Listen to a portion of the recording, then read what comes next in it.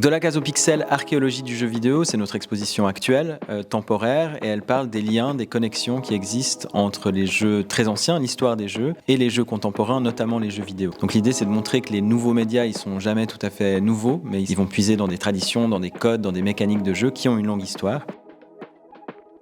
Ce dont on avait envie dans cette exposition, c'est qu'elle soit jouable. Moi, je suis persuadé que pour comprendre le jeu, pour comprendre son intérêt social, culturel, il faut jouer, il faut en faire l'expérience.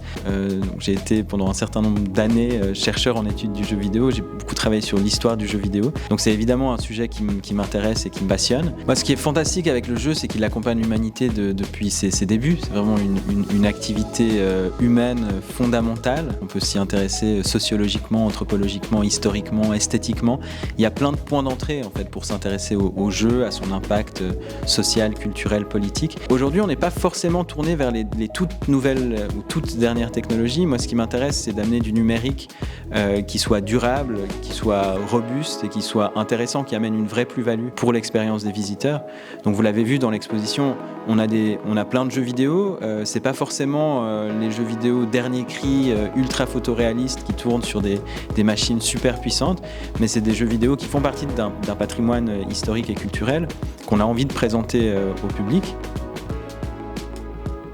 Les données sociologiques ou sociodémographiques, voire économiques le montrent. C'est-à-dire qu'aujourd'hui, le secteur du jeu de société, il est en boom, il est en plein essor, il se porte très bien.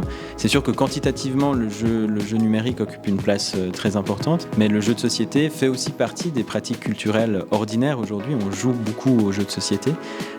Donc ces différentes formes de jeux, elles coexistent et elles cohabitent. Il y a aussi plein d'échanges entre des jeux de plateau et des jeux vidéo notamment à travers les adaptations de jeux vidéo adaptés en jeux de plateau et inversement.